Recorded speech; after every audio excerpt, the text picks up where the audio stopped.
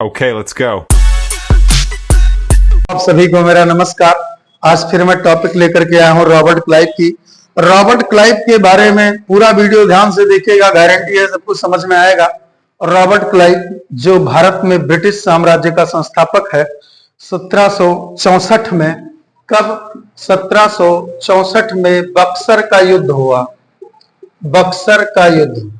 और मित्रों, इस बक्सर के युद्ध में भारत की तरफ से 3 सेनाएं थी। कौन कौन था? एक तो बंगाल की तरफ से थे भैया, वहां के नवाब मीर कासिम। अवध सुजाउद्दौला, अवध के नवाब सुजाउद्दौला, और स्वयं मुगल सम्राट शाह आलम। ये 3 लोगों की एक त्रिकुट मिली जुली सेना बक्सर के मैदान में बिहार में युद्ध होता है और अंग्रेजों ने अंततोगत्वा इन तीनों के मिली जुली सेना को परास्त कर दिया। बक्सर का युद्ध अंग्रेज जीत गए। देखिए, प्लासी के युद्ध में तो अंग्रेजों ने खैर रणनीति और छल का प्रयोग किया था, मीर जाफर को अपनी तरफ मिला लिया था, तो खैर उसमें उन्हें युद्ध करना ही नहीं पड़ा था, वो छल से जीत गए थे। लेकिन इसमें ये तय हो गया इस युद्ध से, बक्सर के युद्ध से, कि अंग्रेज वास्तव में वीर हैं और भारत पर शासन इन्हीं का होगा, क्योंकि ये युद्ध निर्णायक युद्ध था जिसने तय कर दिया कि अंग्रेज अब भारत पर शासन करेंगे, क्योंकि अब कोई बचा ही नहीं। मेन राज्य अवध, बंगाल, ये 2 सूबा था जो मुगल का बहुत ही उपजाऊ क्षेत्र था, दोआब में पड़ता था। इनको तो परास्त ही कर दिया। साथ में मुगल सम्राट शाह आलम जो दिल्ली का मालिक था, उसे भी परास्त कर दिया। जब ऐसी सिचुएशन हो गई कि बक्सर का युद्ध अंग्रेजों ने जीत लिया, तो फिर वहां पर रणनीति, अब ये समझ में नहीं आ रहा था अंग्रेजों को कि इन जीते हुए क्षेत्र के साथ में बंगाल, अवध और मुगल, इनके साथ किया क्या जाए, कैसे रणनीति बनाई जाए, इन पर डायरेक्ट कब्जा कर लिया जाए या फिर जो है राजा इन्हें ही रहना दिया जाए। तो ये बात समझ में नहीं आ रही थी। तो इसके लिए ब्रिटिश कंपनी का संस्थापक रॉबर्ट क्लाइव पुनः वहां ब्रिटेन से भारत आता है और 1765 में वो पहुंचता है।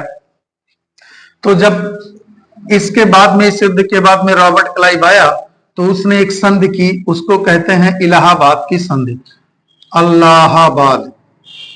इलाहाबाद की ट्रीटी होती है, इलाहाबाद की संधि होती है मित्रों। और इस इलाहाबाद की संधि में एक तीर से 3 निशाना मारता है कौन? Robert Clive. बहुत बुद्धिमान व्यक्ति। देखिए, इसने सबसे पहली चीज यही देखा कि वैसे हमारे गुरुजी माननीय अवध ओझा जी हमेशा कहते रहते हैं और समझाते रहते हैं, P = P। तो मैं भी इस फार्मूले का प्रयोग करूंगा। उनका कहना है, माननीय ओझा जी का, कि प्रायोरिटी = पावर। यदि आप प्रायोरिटी = पॉलिसी = पावर, जब आपकी जो प्राथमिकता है, जो बेसिक जरूरतें हैं, उसके अनुसार अगर आप पॉलिसी बनाते हैं तो निश्चित एक दिन आप पावरफुल हो जाएंगे। P = P। वो पॉलिसी प्रायोरिटी = पॉलिसी कहते हैं। मैंने साथ में एक और P जोड़ दिया, पावर भी बढ़ जाएगी। तो देखिए, यहां पर इसी के नीति के तहत रॉबर्ट क्लाइव काम करता है। सबसे पहले उसने अवध के नवाब जो थे सुजाउद्दौला, इनके पास पहुंचा और बोला, अरे बदतमीज कहीं का, जब तू हार ही गया, युद्ध क्यों कर रहा था? तो ये बोले, साहब देखो, हम तो युद्ध कर नहीं रहे थे, वो मीर कासिम पहुंचा और हमें साहब भड़का दिया और हम तो युद्ध करने लगे। तो अंग्रेजों ने कहा, बेईमान आदमी, अगर तू युद्ध में हार गया है, ठीक है, मीर कासिम ने तुम्हें भड़का दिया था, तो एक काम करो कि हमें अवध प्रांत का एक वो दो क्षेत्र, एक इलाहाबाद और कड़ा, ये 2 क्षेत्र जो अंग्रेज लोग लेते हैं, कड़ा, ये 2 सुजाउद्दौला से, अवध के नवाब से, ये 2 क्षेत्र बड़ा ही उपजाऊ क्षेत्र था। इसमें बहुत ज्यादा टैक्स वगैरह मिलता था, बहुत ज्यादा। और इन दोनों इलाकों को लेकर के इतना समझदार आदमी, देखिए, इसको अपने कब्जे में नहीं लिया, अवध, इलाहाबाद और कड़ा को। रॉबर्ट क्लाइव ने अवध के नवाब से इसको लेकर के इसको हैंड ओवर कर दिया मुगल शासक को। अच्छा, मुगल शासक को हैंड ओवर कर दिया, तो चूंकि ये तो पूरे भारत का सम्राट था ही, तो इसके हैंड ओवर जब कर दिया तो इलाहाबाद और कड़ा, इससे मुगल सरकार साथ खुश हो गए। अब जब शाह आलम साहब खुश हो गए तो इसने फिर दोबारा शाह आलम को बुलाया, देखिए अवध से तो काम हो गया। और इतना ही नहीं किया, अवध से इलाहाबाद और कड़ा जीत लिया। अभी अब आगे भी बताता हूं कि क्या किया। कड़ा जीत करके मुगलों को दे दिया शाह आलम को, और शाह आलम को बुलाया और बोला, बेटा अब तुम हमें जो है बंगाल, और यहां पर ध्यान से देखिएगा, और इसको तो पहले 1 मिनट थोड़ा सा मैं रुक जाता हूं ताकि बात आपको समझ में आ जाए। इलाहाबाद और कड़ा मुगल सम्राट को दे देता है, और बंगाल से इन्होंने बंगाल पर कब्जा नहीं किया, बल्कि बंगाल से दीवानी ले ली। दीवानी यानी कि टैक्स वसूलने का कार्य बंगाल से ले लिया, कि अब जो भी टैक्स वसूलने का कार्य होगा वो हम करेंगे।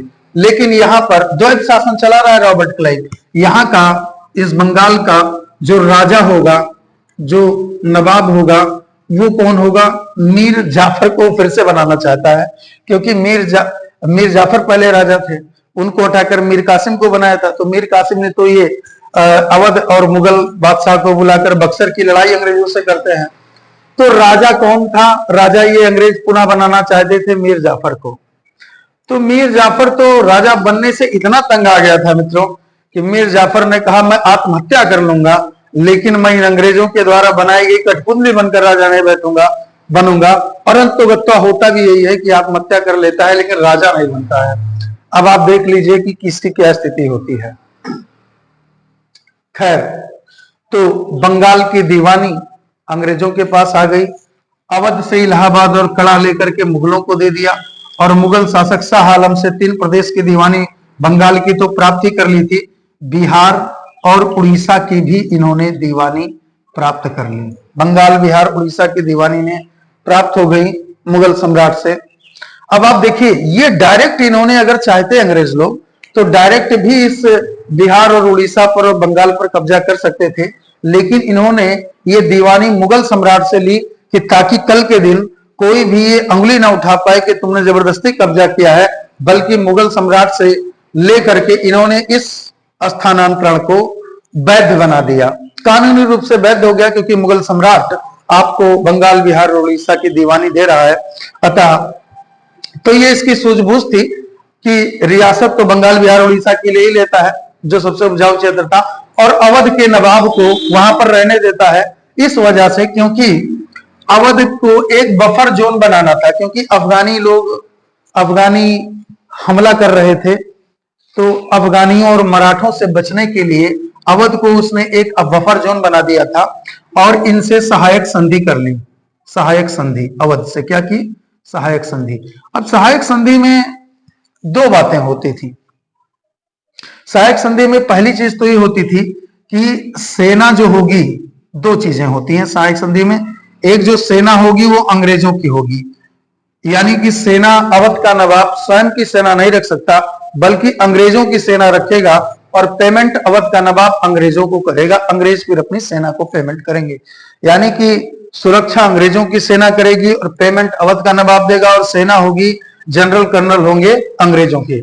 और दूसरी बात, एक तो सेना हो गई, और दूसरा बात ये अपना एक रेजिडेंस रखते थे, जहां पर भी एक रेजिडेंस की मतलब एक ऑफिसर रहता था, जो राजा के, नवाब के कार्यभारों को देखता था कि कहीं विदेश से किसी से मुलाकात तो नहीं कर रहे हैं, या हमारे नियम के खिलाफ तो नहीं जा रहे हैं, हमारे शत्रु से नहीं मिल रहे हैं। तो इसने अवध को पूरा जकड़ करके सहायक संधि कर लिया, अपना एक रेजिडेंस रख दिया और अपनी सेना लगा दी। मुगल से बंगाल, बिहार, उड़ीसा की दीवानी ले ली, और इस बंगाल से बहुत सारी जागीर और बहुत सारा सब कुछ राज्य लिया।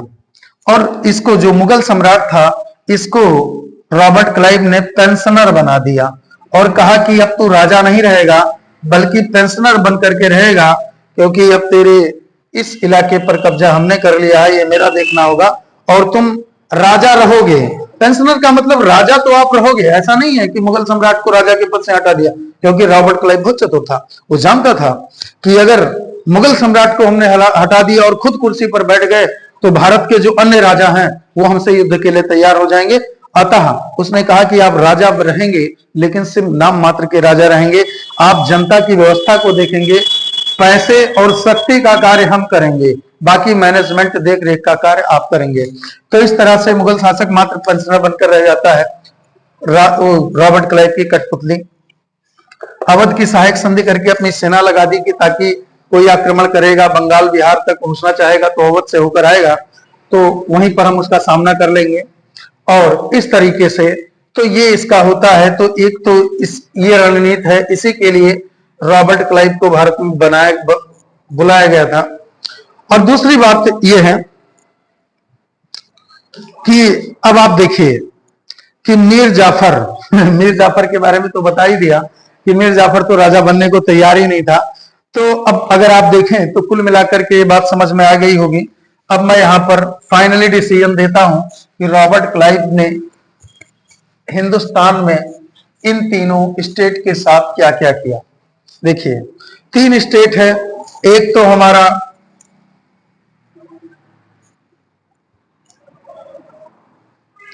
हमारा ये मुगल सम्राट है, दूसरा हमारा अवध है और तीसरा बंगाल है। इन तीनों की सेनाएं लड़ी थी। मुगल सम्राट को क्या किया, इसने पेंशनर बना दिया, सिर्फ नाम मात्र के राजा, बाकी वास्तविक कार्यभार अंग्रेजों ने अपने हाथ में ले लिया। अवध से सहायक संधि करके, सब्सिडरी अलायंस करके इसको जो है बफर जोन बना लिया। Buffer zone BUFFER buffer zone की, ताकि एक सुरक्षा, बफर जोन का मतलब सुरक्षा कवच, कि अगर आप कोई भी आक्रमण करके मराठा या अफगानी आएंगे तो अवध से होकर आएंगे, मैं वहीं पर उनसे लड़के निपट लूंगा। और बंगाल से इन्होंने क्या प्राप्त करी, जागीर प्राप्त करी। तो देखो कुल मिलाकर के ये रॉबर्ट क्लाइव की रणनीति थी। और द्वैध शासन का जन्मदाता भी वही है कि राजा को नाम मात्र का मुखिया रखा, खुद को वास्तविक मुखिया बना लिया। जो आज भारत में भी द्वैध शासन चलता है, क्योंकि राष्ट्रपति जो है वो संवैधानिक प्रमुख है और प्रधानमंत्री जो है वो कार्यपालिका यानी एग्जीक्यूटिव प्रमुख है। तो कुल मिलाकर के रॉबर्ट क्लाइव की ये अवध की इलाहाबाद की ट्रीटी, इलाहाबाद संधि, और ये कहानी रही। इस तरह से रॉबर्ट क्लाइव की कहानी यहां से समाप्त होती है। 2 साल के बाद 66 में ये होता है, 67 में वो फिर अपने चला जाता है। खैर बहुत सारी बातें हैं, लेकिन अब आगे शुरू की जाएंगी। कल मैं द्वैध शासन के बारे में बताऊंगा।